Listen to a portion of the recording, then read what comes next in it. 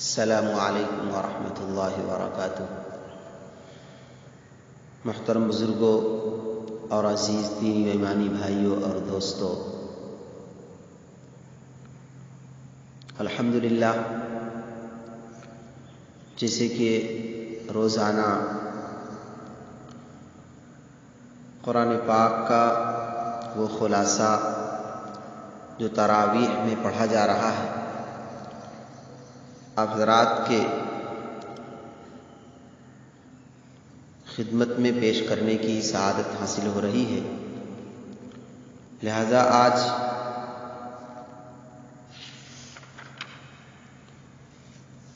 نوواں پارہ اس کا خلاصہ آپ کے سامنے پیش کیا جا رہا ہے، جس میں سورہ اعراف کی آیت نمبر 88 سے آیت نمبر 204 تک، اور اس کے بعد پھر سورۃ الانفال کا تعارف، غزوہ بدر کا واقعہ اور اس کی چند آیتوں یعنی آیت نمبر 1 سے آیت نمبر 27 تک کا خلاصہ پیش کیا جائے گا۔ محترم حاضرین و ناظرین، عنوان کے ساتھ سماعت فرمائیں: ضد اور ہٹ دھرمی۔ ضد اور ہٹ دھرمی نہایت بری چیز ہے۔ یہی وہ بری خصلت ہے، عادت ہے، جس کی وجہ سے انسان ہدایت کو چھوڑ کر گمراہی پر جمع رہتا ہے۔ حضرت شعیب علیہ السلام نے اپنی قوم کو بہت سمجھایا، لیکن قوم نے ہٹ دھرمی اختیار کی اور حق کو قبول نہ کیا۔ بالآخر قوم شعیب تباہ و برباد ہو گئی اور ہمیشہ کے لیے ناکام ہو گئی۔ حضرت موسیٰ علیہ السلام، جادوگر اور فرعون۔ اللہ تعالیٰ کی مدد حق کے ساتھ ہوتی ہے، حق کمزور ہی کیوں نہ ہو۔ فرعون نے حضرت موسیٰ علیہ السلام کو جادوگر کہہ کر اپنے ملک کے بڑے بڑے جادوگروں کو ان کے مقابلے کی دعوت دی۔ جادوگروں نے نظر بندی کر دی، جس سے ان کی رسیاں سانپ کی طرح رینگتی ہوئی نظر آنے لگی۔ حضرت موسیٰ علیہ السلام نے اللہ کے حکم سے اپنا عصا ڈالا، جو ان کی ساری رسیوں کو نگل گیا۔ حق کو غلبہ ہوا اور جادوگر سجدے میں گر کر ایمان لے آئے۔ ظالموں سے نجات کے لیے اللہ تعالیٰ ہی سے مدد مانگو۔ اللہ تعالیٰ کے حکم سے اللہ کے رسول ہر زمانے میں انسانوں کو یہی طریقہ بتاتے رہے کہ ظالموں سے نجات حاصل کرنا ہے تو اللہ تعالیٰ کی فرما برداری پر کمر باندھ لو اور اسی سے مدد کے لیے التجا کرو۔ صبر سے کام لو، سیدھی راہ پر چلنے میں خواہ کتنی ہی مصیبتیں پیش آئیں، سب کو بخوشی برداشت کرو۔ ظالموں سے ہار مت مانو، جہاں تک ہو سکے ان کا ڈٹ کر مقابلہ کرو۔ آخر انجام یہ ہوگا کہ ایک دن ساری مصیبتیں ختم ہو جائیں گی اور ظالموں کا بیڑا غرق ہو جائے گا۔ پھر اللہ تعالیٰ تمہارا امتحان لے گا کہ تم کیا گل کھلاتے ہو۔ اللہ تعالیٰ کی نافرمانی سے ڈرو۔ فرعون کی قوم کے بارے میں بیان کیا گیا ہے کہ اللہ تعالیٰ ایمان نہ لانے کی وجہ سے جب دنیا میں ان پر کوئی عذاب بھیجتے تو وہ موسیٰ علیہ السلام سے درخواست کرتے کہ آپ اپنے رب سے ذرا دعا کیجئے کہ اگر وہ یہ عذاب ہم سے ہٹا لے تو ہم اس کے مطیع و فرما بردار ہو جائیں گے۔ لیکن جب اللہ ان سے عذاب کو ہٹا لیتا تو پھر سرکشی پر اتر آتے، اللہ تعالیٰ ان کو پھر دوسرے عذاب میں مبتلا کر دیتا۔ آج بھی بہت سے لوگوں کا یہی حال ہے کہ جب وہ کسی عذاب میں مبتلا ہوتے ہیں تو خدا سے گناہ نہ کرنے کا عہد کرتے ہیں، اور جب اللہ تعالیٰ عذاب ہٹا دیتے ہیں تو پھر گناہ میں پڑ کر مصیبتوں کا شکار بن جاتے ہیں۔ اللہ تعالیٰ کا دیدار مومن کی سب سے بڑی آرزو اللہ تعالیٰ کا دیدار ہے، لیکن دنیا کی زندگی میں ان آنکھوں سے اللہ تعالیٰ کو نہیں دیکھ سکتے۔ سیدنا موسیٰ علیہ السلام نے جب کوہ طور پر اللہ تعالیٰ سے بات کی تو ان کو بہت خوشی حاصل ہوئی۔ اسی جذبے خوشی میں کہا، اے رب مجھے اپنا دیدار کرا دیجئے۔ جواب ملا کہ دیدار خداوندی کا تحمل نہ کر سکو گے، ہاں سامنے پہاڑ کو دیکھو، اگر وہ طاقتور اور مضبوط پہاڑ میری تجلی برداشت کر لے تو تم کو بھی دیدار کرا دوں گا۔ لیکن جب اللہ تعالیٰ نے پہاڑ پر اپنی تجلی ڈالی تو پہاڑ ٹکڑے ٹکڑے ہو گیا اور حضرت موسیٰ علیہ السلام بے ہوش ہو کر گر پڑے۔ البتہ ہر مومن کی دیدار خداوندی کی چاہت جنت میں پوری کی جائے گی۔ گناہوں کی سزا دنیا میں۔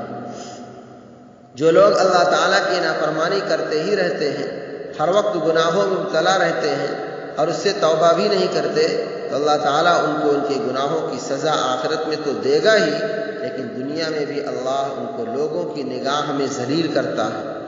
جیسے کہ حضرت موسیٰ علیہ السلام کی قوم کے ایک شخص سامری نے بچھڑے کی پوجا کی اور اس سے توبہ نہیں کی، تو اللہ تعالیٰ نے اس کو ایسی بیماری میں مبتلا کر دیا کہ نہ وہ کسی کو ہاتھ لگائے اور نہ اس کو کوئی ہاتھ لگائے۔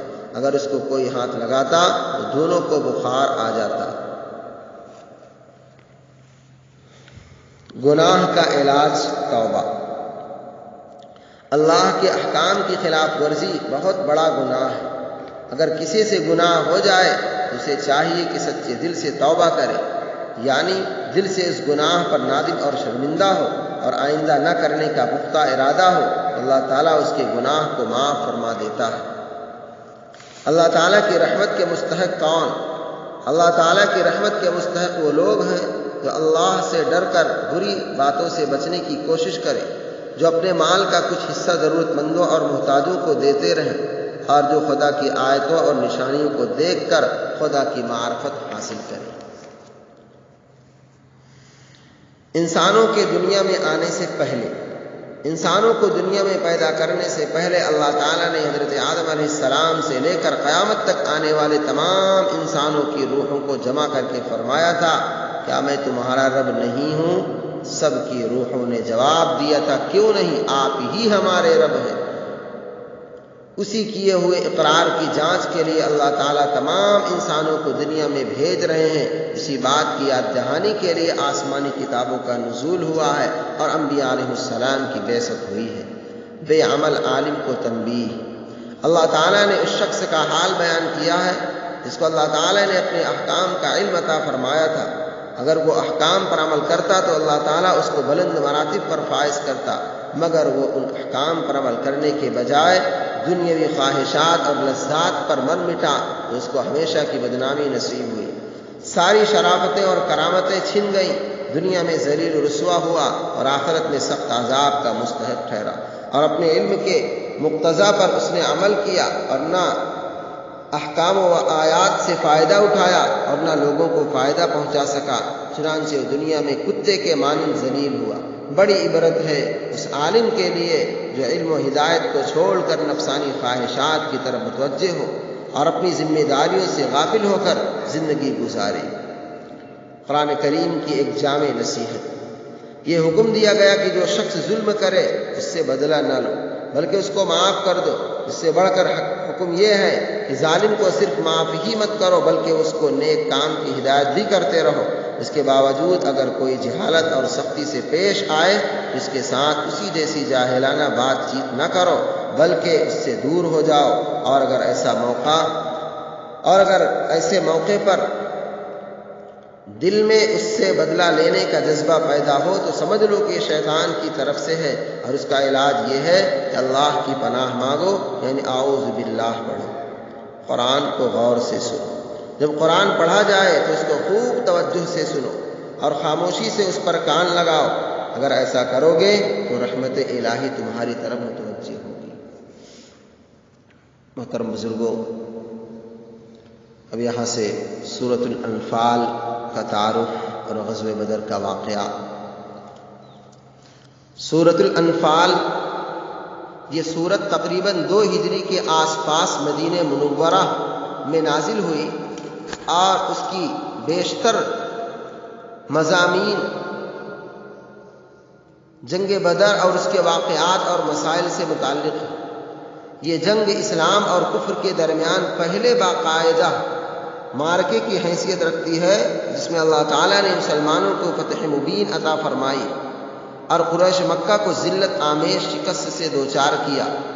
چنانچہ اس صورت میں اللہ تعالیٰ نے اپنے انعامات بھی یاد دلائے ہیں، اور مسلمانوں نے جس جانثاری کے ساتھ یہ جنگ لڑی، اس کی ہمت افزائی بھی کی ہے۔ ہمت افزائی کے ساتھ ساتھ بعض ان کمزوریوں کی بھی نشاندہی فرمائی ہے جو اس جنگ میں سامنے آئیں، اور آئندہ کے لیے وہ ہدایات بھی دی گئی ہیں جو ہمیشہ مسلمانوں کی کامیابی اور فتح و نصرت کا سبب بن سکتی ہیں۔ جہاد اور مال غنیمت کی تقسیم کے بہت سے احکام بھی بیان ہوئے ہیں، اور چونکہ جنگ بدر اصل میں کفار مکہ کے ظلم و ستم کے پس منظر میں پیش آئی تھی، اس لیے ان حالات کا بھی ذکر کیا گیا ہے جن میں حضرت صلی اللہ علیہ وسلم کو مکہ مکرمہ سے ہجرت کا حکم ہوا۔ نیز جو مسلمان مکہ مکرمہ میں رہ گئے تھے ان کے لیے بھی ضروری قرار دیا گیا ہے کہ وہ ہجرت کر کے مدینہ منورہ آ جائیں۔ ہجرت کی وجہ سے میراث کی تقسیم سے متعلق کچھ احکام عارضی طور پر نافذ کیے گئے تھے۔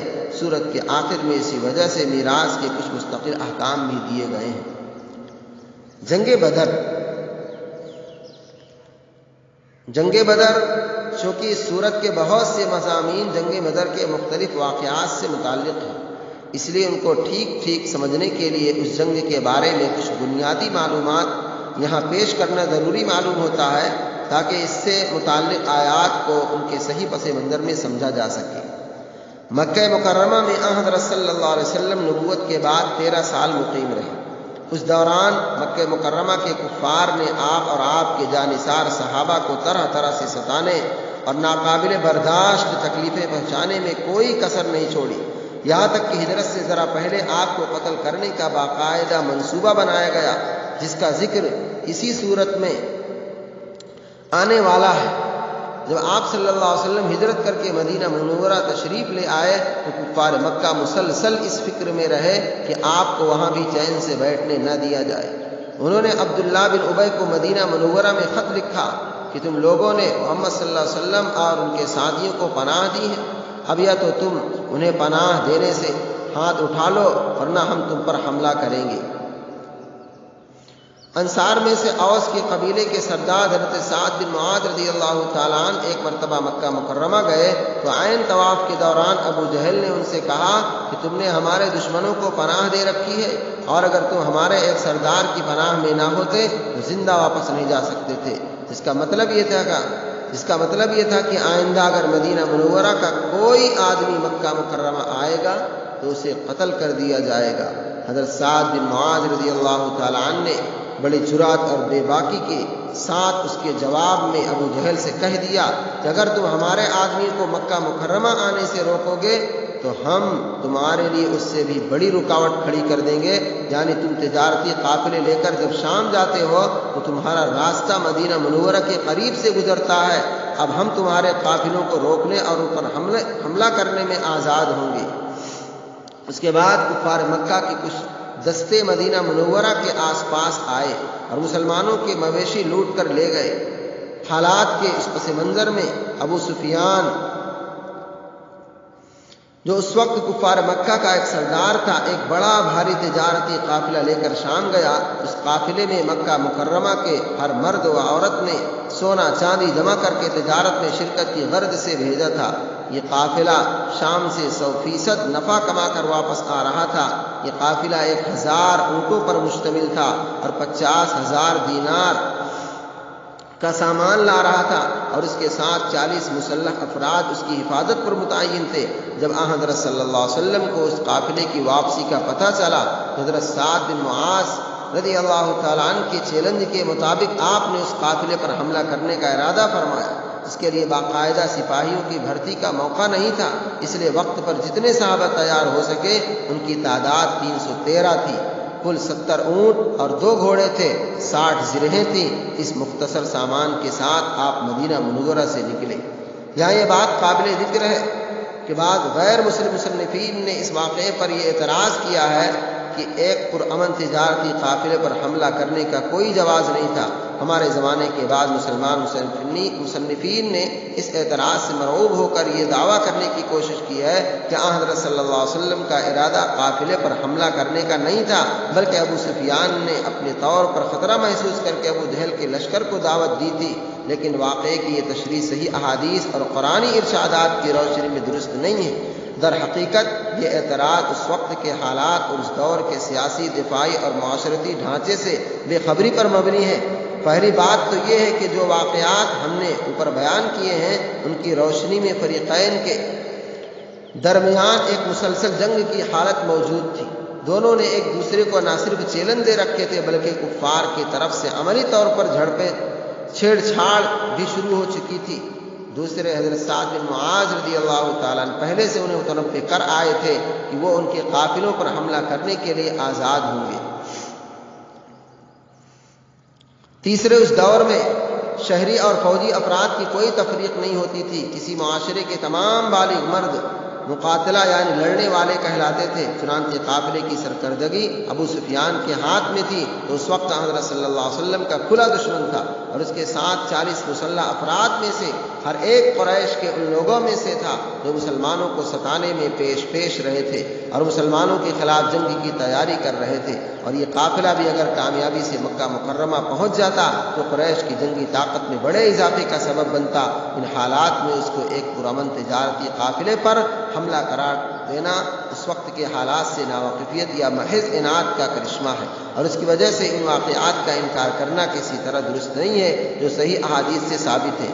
بہرحال جب ابو سفیان کو آپ کے ارادے کا اندازہ ہوا تو اس نے ایک طرف تو ایک تیز رفتار ایلچی ابو جہل کے پاس بھیج کر اس واقعے کی اطلاع دی اور اسے پورے لاؤ لشکر کے ساتھ آپ پر حملہ کرنے کا مشورہ دیا، اور دوسری طرف اپنے قافلے کا راستہ بدل کر بحر احمر کے ساحل کی طرف نکل گیا تاکہ وہاں سے چکر کاٹ کر مکہ مکرمہ پہنچ سکے۔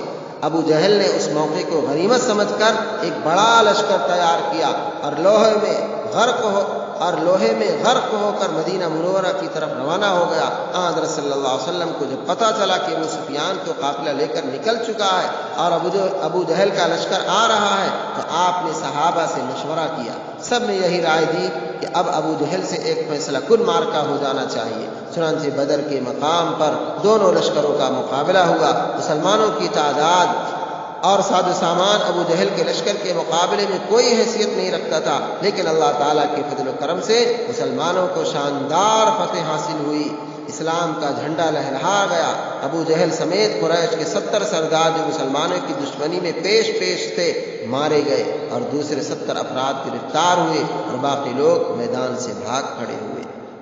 اللہ تبارک و تعالیٰ نے فتح اور نصرت عطا فرمائی۔ مومنین کاملین کے صفات۔ مومنین کی چند صفات یہ ہیں: جب اللہ کا نام سنتے ہیں تو وہ کانپ اٹھتے ہیں اور خوف کی وجہ سے ان کے دل لرزنے لگتے ہیں۔ جب ان کے سامنے قرآن کی آیتیں پڑھی جاتی ہیں تو ان کو سن کر ان کا ایمان زیادہ قوی ہو جاتا ہے، ان کا بھروسہ اپنے رب پر ہوتا ہے، وہ نماز اس کے وقت پر پابندی کے ساتھ ادا کرنے کا پورا اہتمام کرتے ہیں، وہ ہر اس چیز کو جو ان کے پاس ہے اللہ کا عطیہ سمجھتے ہیں، ہر ضرورت کے موقع پر اس میں سے اس کے نام پر خرچ کرتے ہیں۔